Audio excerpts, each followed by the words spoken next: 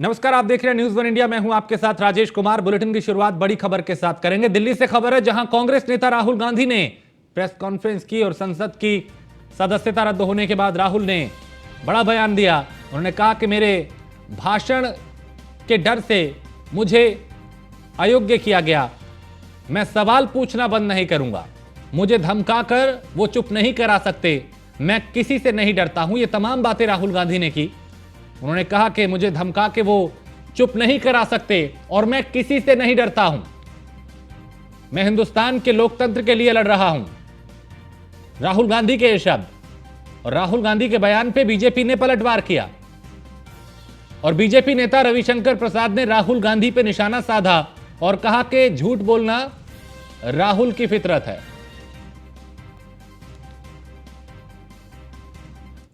विपक्ष को सबसे बड़ा इन्होंने हथियार दिया है राहुल जी, क्योंकि जनता के माइंड में अब एक सवाल आ गया है कि जनता जानती है कि अदानी जी भ्रष्ट व्यक्ति है। अब जनता के माइंड में यह सवाल उठा है कि इस भ्रष्ट व्यक्ति को हिंदुस्तान का प्रधानमंत्री क्यों बचा रहा है।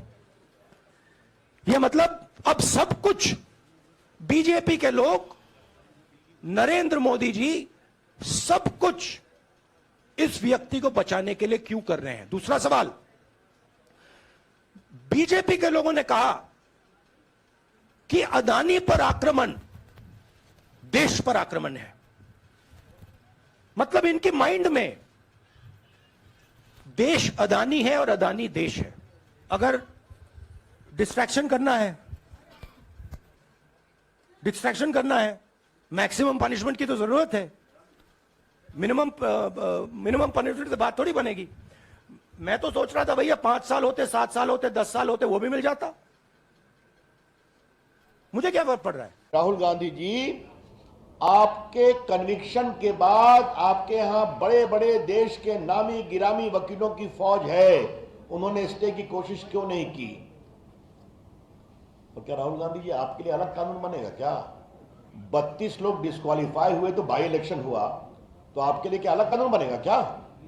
उसकी पूरी सूची मैं चर्चा कर चुका हूं, आपको अभी मैंने कुछ संकेत दिए। आज राहुल गांधी ने फिर झूठ बोला। क्या बोला? कि मैंने लंदन में कुछ नहीं कहा था। आज मैंने इस पर दिल्ली में प्रेस किया था। वो जैसे ही हारते हैं तो विदेश में जाकर भारत के लोकतंत्र का विलाप करते हैं। राहुल गांधी की पॉलिटिक्स बहुत सीधी है। हमको जनता वोट देगी, लोकतंत्र ठीक है। हम हारेंगे, लोकतंत्र खराब है। हम जीतेंगे, चुनाव आयोग ठीक है। हम हारेंगे, चुनाव आयोग खराब है। अगर हमारे पक्ष में न्यायालय ने फैसला किया, न्यायालय निष्पक्ष है। अगर नहीं आया तो न्यायालय कमजोर है। यह उनकी रणनीति है। राहुल गांधी को शर्म नहीं आती, करप्शन की बात करते हैं।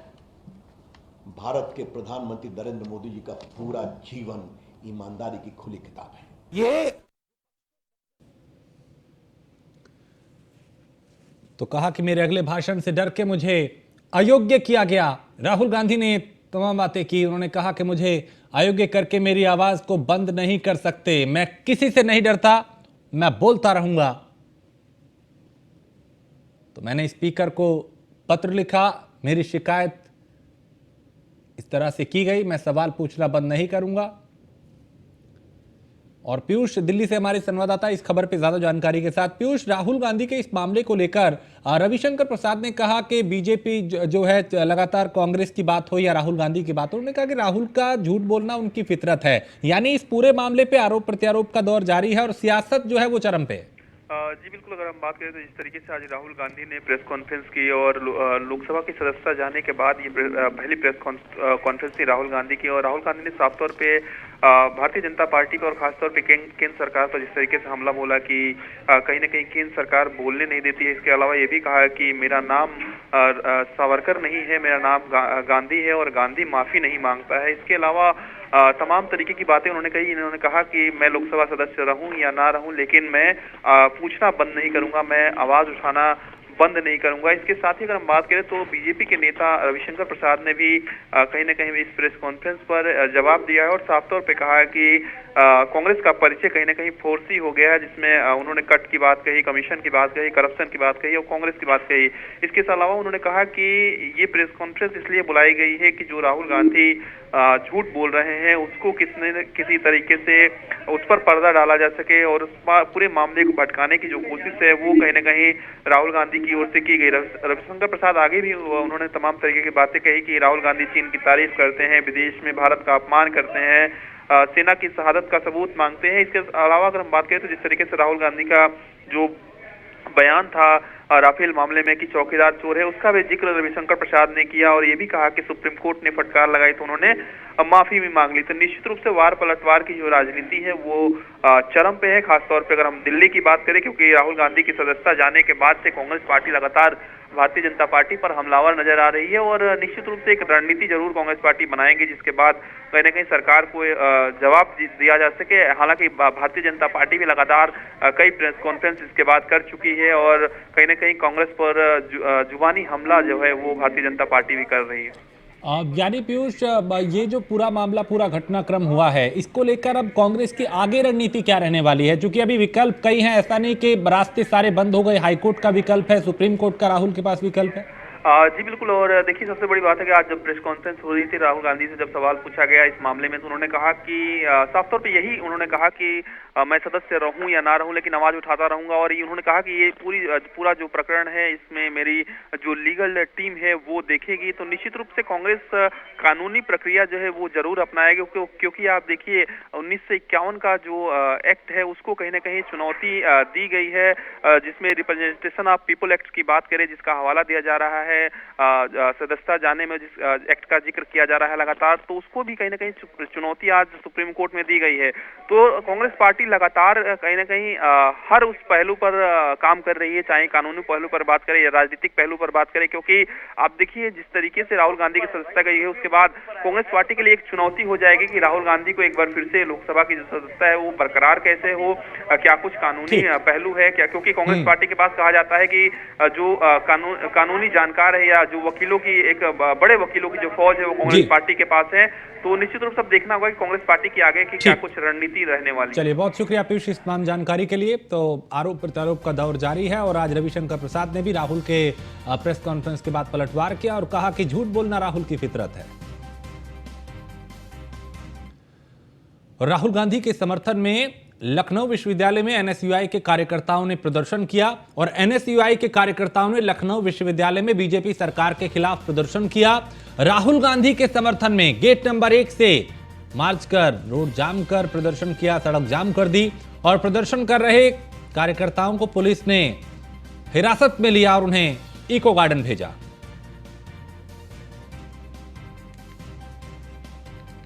तो एनएसयूआई के कार्यकर्ता विश्वविद्यालय में राहुल गांधी के खिलाफ ये जो कार्रवाई हुई उसको लेकर विरोध प्रदर्शन कर रहे थे और राहुल गांधी के समर्थन में गेट नंबर 1 से मार्च कर सड़क पे प्रदर्शन किया, सड़क जाम हुई। प्रदर्शन कर रहे कई कार्यकर्ताओं को पुलिस ने हिरासत में लिया।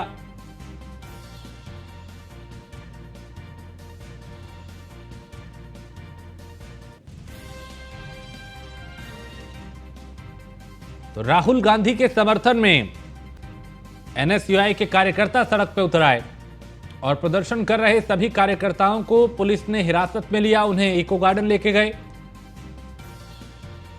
तो लखनऊ विश्वविद्यालय में यह प्रदर्शन किया गया और एनएसयूआई के कार्यकर्ताओं ने लखनऊ विश्वविद्यालय में बीजेपी सरकार के खिलाफ विरोध प्रदर्शन किया, सरकार को घेरा, नारेबाजी की, विरोध प्रदर्शन किया और प्रदर्शन कर रहे कई कार्यकर्ताओं को, चूंकि सड़क जाम की गई, मार्च निकाला जा रहा था, कई कार्यकर्ताओं को पुलिस ने हिरासत में लिया जिन्हें इको गार्डन लेके गए।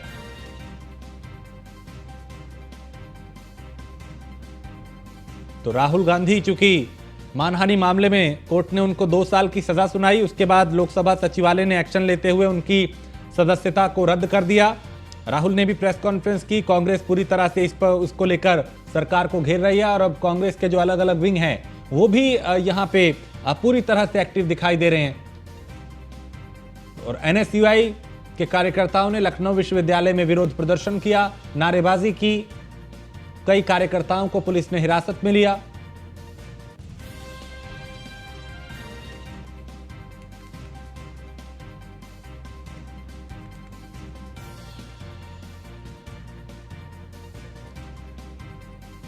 तो इस मामले को लेकर सियासत भी चरम पे है, आरोप प्रत्यारोप का दौर भी जारी है, समर्थन और विरोध भी देखा जा रहा है।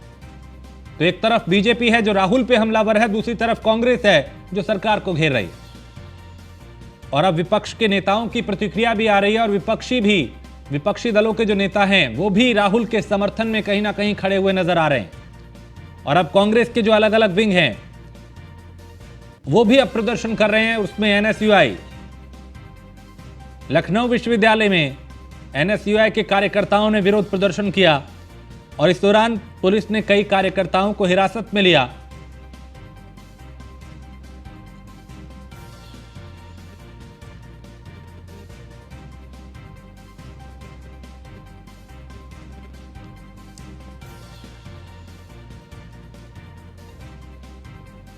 तो एनएसयूआई के कार्यकर्ताओं ने लखनऊ विश्वविद्यालय में बीजेपी सरकार के खिलाफ मोर्चा खोल दिया, नारेबाजी की, विरोध प्रदर्शन किया और इसको लेकर कई कार्यकर्ताओं को पुलिस ने हिरासत में भी लिया, जिन्हें इको गार्डन में रखा गया।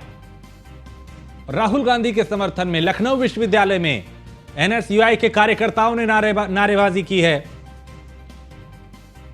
संदीप मिश्रा हमारी संवाददाता इस खबर पे ज्यादा जानकारी के साथ। संदीप, राहुल के समर्थन में एनएसयूआई के कार्यकर्ताओं ने लखनऊ विश्वविद्यालय में प्रदर्शन किया, इस वक्त क्या अपडेट? देखिए, बिल्कुल निश्चित तौर पे किस तरीके से राहुल गांधी को के समर्थन में आज एनएसयूआई के छात्र जो हैं वो आंदोलित हो गए। वो एकाएक जो है लखनऊ विश्वविद्यालय के गेट नंबर 1 पे पहुंच करके प्रदर्शन करने लगे और इस योगी सरकार को लेकर के लगातार खिलाफ जो है नारेबाजी करने लगे। उसको देख करके जो है लगातार जो प्रदर्शन को लेकर के वहां का जो प्रशासन है वो पूरी तरीके से मुस्तैद हो चुका था और इसके लेकर के वहां पे जो छात्र अंदर जाना चाह रहे थे, विश्वविद्यालय के जाना चाह रहे थे और वो कुछ छात्र जो है रोड पे जो है अतिक्रमण करना चाहते थे, यानी कि रोड को पूरी तरीके से जाम करने के इरादे से आगे बढ़ना चाहते थे। लेकिन प्रशासन ने फिलहाल मुस्तैदी दिखाते हुए उन्हें वहां से रोका और उन्हें इको गार्डन भेज दिया गया है। जो छात्र हैं लखनऊ विश्वविद्यालय के कार्यकर्ता भी हैं एनएसयूआई के, उनको वो लगातार जो है समर्थन कर रहे हैं राहुल गांधी को लेकर के। जिस तरीके से राहुल गांधी का जो विवाद है वो लगातार जो है लखनऊ के अंदर देखा जाए तो बढ़ता चला जा रहा है, चाहे कांग्रेस पार्टी हो या एनएसयूआई के छात्र हो, वो लगातार इस बीजेपी का विरोध करते नजर आ रहे हैं। जी, बहुत शुक्रिया जानकारी के लिए। तो अभी कांग्रेस पूरी तरह से एक्टिव दिखाई दे रही है और कांग्रेस के जो अलग अलग विंग हैं वो भी अब सड़क पे उतर के विरोध प्रदर्शन करते हुए दिखाई दे रहे हैं। एनएसयूआई के कार्यकर्ताओं ने लखनऊ विश्वविद्यालय में बीजेपी सरकार के खिलाफ मोर्चा खोल दिया।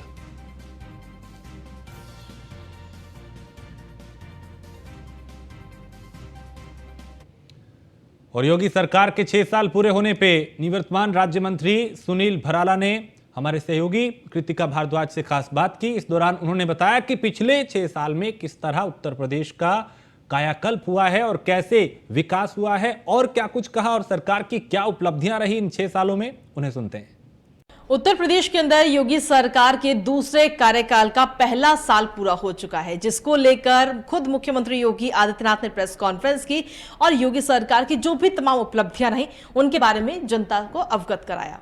अब इसको लेकर के तमाम चीजें अब कहीं ना कहीं सामने आ रही हैं कि उपलब्धियां पिछले 6 साल के अंदर उत्तर प्रदेश में कितना बदलाव हुआ है ये आप सभी जानते हैं। और इसी पर बातचीत करने के लिए हमारे साथ में राज्य मंत्री सुनील भराला जी इस वक्त मौजूद हैं। सुनील भराला जी, स्वागत है आपका न्यूज़ ऑन इंडिया पर। इस तरीके से उपलब्धियां तो बहुत सारी रही और अब उपलब्धियां खुद मुख्यमंत्री योगी आदित्यनाथ ने गिनाई। आपकी नजर में सबसे बड़ी उपलब्धि क्या है पिछले 6 सालों के अंदर? देखिए, भारतीय जनता पार्टी की पार्ट 1 और पार्ट 2 यानी कि दूसरे कार्यकाल की पहला वर्ष पूरा हो चुका है। हमारी उपलब्धियों की अगर बात करेंगे आप तो अभूतपूर्व उपलब्धियां हैं। उत्तर प्रदेश सरकार ने प्रथम चरण में जो लोगों को वादा किया था और भरोसा दिया था कि हम उत्तर प्रदेश में कानून का राज देंगे और कानून व्यवस्था को ठीक करेंगे, तो जो उत्तर प्रदेश में सबसे बड़ी समस्या थी और नासूर बन चुका था कि जंगल राज के रूप में उत्तर प्रदेश की पहचान इस देश में हो रही थी। जो उत्तर प्रदेश इस पृथ्वी पर यानी कि देश का वो उत्तर प्रदेश जहाँ देवी देवताओं का वास है, ऐसा उत्तर प्रदेश जहाँ भगवान राम है, वो उत्तर प्रदेश जहाँ भगवान श्री परशुराम जी के तपो स्थली है यहाँ पर, और परशुरामेश्वर महादेवपुरा महादेव पर स्थित है। तो ऐसा उत्तर प्रदेश जहाँ भगवान श्री कृष्ण जी की जन्मभूमि है और योद्धाओं के क्रांतिकारियों की भूमि है, उसकी छवि धूमिल थी कि ये अपराधियों का उत्तर प्रदेश है। तो उसको हमने पूरी तरीके से सफाया करने का जो काम किया है, उत्तर प्रदेश के आदरणीय मुख्यमंत्री श्री योगी आदित्यनाथ जी ने उसमें जो है पार्ट 1 में सफा किया, उसका पूरी तरीके से सफाया, और दूसरे पार्ट 2 की सरकार में यानी कि इस वर्ष के अंदर जो सबसे बड़ी कील ठोकी है, जो माफिया डॉन के नाम से जाने जाते थे, वो आखिरी कील ठोक करके उत्तर प्रदेश से जंगल राज को मुक्त करने का काम किया है। आज कोई बहन बिटिया आज रात के 12 बजे भी स्कूटी लेकर के अपने घर चली जाती है, शहर में चली जाती है, गांव में चली जाती है, तो उसे ये चिंता नहीं होती अब कोई मुझे छेड़ने वाला था। पहले तो गायों को बचाना पड़ता था उत्तर प्रदेश में, किसानों को अपनी जो बोगी थी, झोटा था, गाय थे, बैल थे, उनके लिए रखवाल करनी पड़ती थी। तो ये सारा उत्तर प्रदेश में बहुत अभूतपूर्व कार्य हुए हैं। योगी सरकार के 6 साल पूरे होने के बाद में आपके क्षेत्र में क्या कुछ कार्यक्रम है, कैसे उपलब्धियां जनता तक पहुंचा रहे हैं आप अपने क्षेत्र में? देखिए, आप देखा होगा कि जब उत्तर प्रदेश में मैं श्रम कल्याण परिषद का अध्यक्ष के रूप में मैंने काम देखा, तो 8.5 करोड़ लगभग पंजीयन उत्तर प्रदेश में हुए। तो वो आप देखेंगे मेरठ में जहाँ मैं शहर विधानसभा के दृष्टिकोण से भी आपने देखा होगा कि 3750 परिवारों को ऐसा लाभ दिलवाया, और मेरठ के अंदर करीबन ऐसे लगभग 40,000 परिवारों से ऊपर जिनके घर पे छत लगवाने का काम किया। ये भारतीय जनता पार्टी के उन मतदाताओं को, उन कार्यकर्ताओं को बधाई है जिन्होंने ये सरकार बनाई है।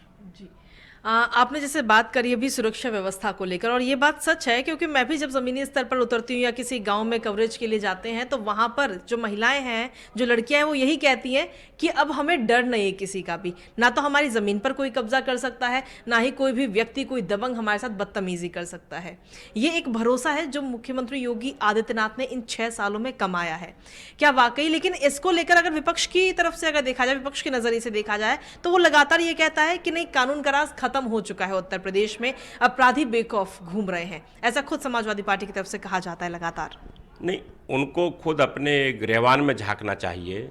समाजवादी पार्टी को, बहुजन समाज पार्टी को, जिन्होंने लंबे समय यहाँ सरकारें चलाई हैं अपनी, तो कई बार मुख्यमंत्री रही मायावती जी, कई बार मुख्यमंत्री हमारे श्री मुलायम सिंह यादव जी रहे, श्री अखिलेश जी रहे। तो मैं कहना चाहूँगा कि वो खुद देखें इस बात को कि उसका अपराध की जो कार्यशैली थी, क्या थानों में काम होता था? क्या थाने कौन चलाते थे पहले? थाने समाजवादी पार्टी के गुंडों के रूप में थाने चलते थे। वहाँ कोई सुनवाई नहीं होती थी किसी की, FIR उनके कहने से लिखी जाती थी। तो ये बात कह देना कि कानून का राज नहीं है, ये बात गलत है, निराधार है। बात यह है कि आज कानून का राज है, उल्टी बात वो कहने की कोशिश कर रहे हैं, लेकिन जनता उसको एक्सेप्ट नहीं कर रही है, जनता स्वीकार नहीं कर रही। अगर ये बात होती और जनता स्वीकार करती तो समाजवादी पार्टी की सरकार को उखाड़ फेंकने का काम हम लोगों ने किया। भ्रष्टाचार के खिलाफ लड़े थे, कानून के राज को कायम कराने को लेकर के हम लड़े थे। थानों पर हमने उत्तर प्रदेश का कोई भी थाना नहीं छोड़ा था जहां पर प्रदर्शन ना किया हो हम लोगों ने। हमने पूरे थानों पर प्रदर्शन किया था, तहसीलों पर हमने भ्रष्टाचार के विरुद्ध प्रदर्शन किया था, गुंडा राज के खिलाफ हमने प्रदर्शन किया था, और हमने नारा दिया था, ना भ्रष्टाचार ना गुंडा राज, अब की बार भाजपा सरकार। हमने ये नारा दिया था। हम उस संघर्ष के करने वाले लोग हैं, और वो हमसे कहते हैं कि भारतीय जनता पार्टी में जो है आज लोकतंत्र नहीं है। वो कहते हैं आज कि भारतीय जनता पार्टी में आज भ्रष्टाचार है। वो कहते हैं कि भारतीय जनता पार्टी में भारतीय जनता पार्टी की सरकार में आज ये है। तो उनको शर्म आनी चाहिए इस बात को, और अपने गिरहवान में झांकना चाहिए कि थाना आंदोलन चलाना पड़ा भारतीय जनता पार्टी को उत्तर प्रदेश में, तहसीलों पर आंदोलन चलाना पड़ा भारतीय जनता पार्टी उत्तर प्रदेश में, जिला अधिकारियों कार्यालयों पर प्रदर्शन करना पड़ा भारतीय जनता पार्टी उत्तर प्रदेश को। तो ये हमने इसका खात्मा किया है। शुक्रिया सुनील भराला जी हमारे साथ जुड़ने के लिए और तमाम हमारे साथ अपना समय कीमती देने के लिए।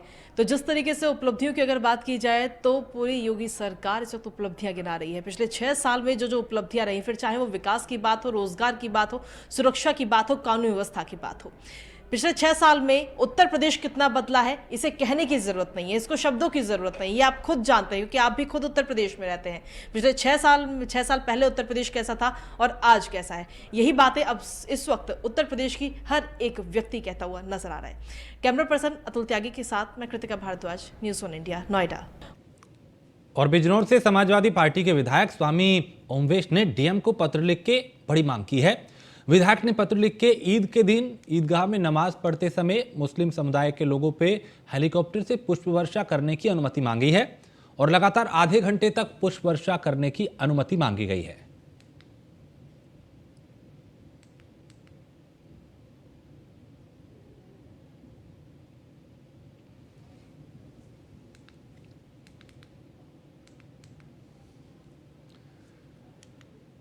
और प्रयागराज में जल शक्ति मंत्री स्वतंत्र देव सिंह ने प्रेस कॉन्फ्रेंस कर सरकार की उपलब्धियां गिनवाई। उन्होंने कहा कि योगी का 6 साल का कार्यकाल विकासवाद, राष्ट्रवाद का अद्भुत संगम है। योगी सरकार ने जो कदम उठाए हैं उसका सकारात्मक परिवर्तन दिखाई दे रहा है।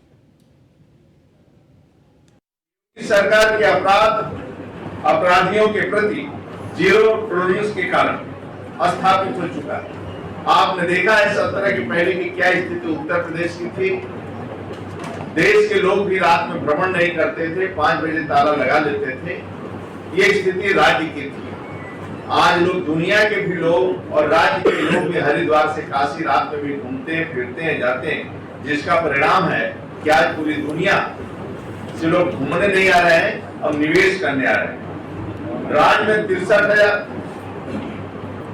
63,055 अपराधियों के विरुद्ध गैंगस्टर अधिनियम, 836 अपराधियों के विरुद्ध एनएसए की कार्रवाई हुई है। गैंगस्टर अधिनियम के तहत उत्तर प्रदेश में 90 अरब 22 करोड़ 33 लाख की चल अचल संपत्ति जब्तीकरण हुआ है। और सरकार के दूसरे कार्यकाल का 1 साल पूरा होने पे समाजवादी पार्टी के प्रवक्ता अमित जमई ने क्या कुछ कहा, उन्हें सुनते हैं। योगी सरकार का दूसरे कार्यकाल का आज 1 साल पूरा हो गया है और अगर ओवरऑल देखा जाए तो योगी जी ने उत्तर प्रदेश में 6 साल पूरे कर लिए। हमारे साथ बात करने के लिए राष्ट्रीय प्रवक्ता अमित जामई जी मौजूद हैं, इनसे जानेंगे कैसे देखते हैं, क्या कुछ उपलब्धियां हासिल की हैं योगी जी ने। देखिए, उपलब्धियों को सिर्फ आप ये समझें कि जो सरकार शिक्षा दे न सके वो सरकार निकम्मी है। जो सरकार निकम्मी है वो सरकार बदलनी है। ये उत्तर प्रदेश के युवाओं का नारा है। 6 साल आप क्यों कह रहे हैं, आप उसमें 9 साल मरकज के भी जोड़िए। डबल इंजन की हुकूमत है।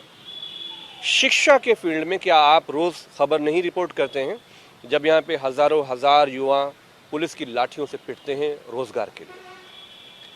69,000 नौकरियों के मामले में जो SC OBC टीचर्स का मामला था, क्या यहाँ पे वजीर तालीम के घर का घेराव नहीं हुआ? तो ये सरकार साफ पानी नहीं दे पा रही है। अब हमारी बहनों बेटियों पे आ जाइए। हुकूमत का रिपोर्ट है, समाजवादी पार्टी का नहीं है। 52% महिलाएं जब पहली बार मां बनती हैं वो कुपोषित हैं। कुपोषित का मतलब ये है कि उनके अंदर खून की कमी है, पोषक तत्व नहीं है। तो जाहिर सी बात है कि जो मां कुपोषित होगी उसका बच्चा भी डिफरेंटली एबल पैदा होगा। तो हुकूमत सभी मोर्चों पर फेल है, सिवाय हिंदू मुसलमान, सिवाय बैकवर्ड के खिलाफ माहौल बनाना, ब्राह्मणों का फेक इनकाउंटर करना, और कोई इनके पास दूसरा काम 6 साल में तो हमने देखा नहीं। अमित जी, आपने अभी उंगलियों पर तमाम चीजें, तमाम मुद्दे गिना दिए, और लेकिन सरकार कह रही है हमने गुंडा माफिया राज खत्म कर दिया, हमने निवेश 35 करोड़ का ला दिया उत्तर प्रदेश में, हमने उत्तर प्रदेश को उत्तम प्रदेश बना दिया। ऐसे तमाम वादे कर रहे हैं कि क्या लगता है विपक्ष को किस हद तक ये वादे? देखिए, माफियाओं का तो मामला ये है कि आपसे मैं पूछना चाहता हूँ, क्या ब्राह्मण ही माफिया है उत्तर प्रदेश में? क्या बैकवर्ड समाज के लोग ही माफिया हैं? मुसलमान ही माफिया हैं? और जो VVIP लोग हैं वो तो सरकार में बैठे हुए हैं। जैसे चोर लोग संसद में बैठे हुए हैं, वैसे यहाँ जो माफिया हैं वो तो सरकार में बैठे हुए हैं। तो उनकी एक जो लिस्ट है, आदरणीय अखिलेश यादव जी ने कहा था कि माफियाओं की एक लिस्ट जारी करिए, और जो सजाती लोग हैं उनके बारे में भी कुछ बताइए।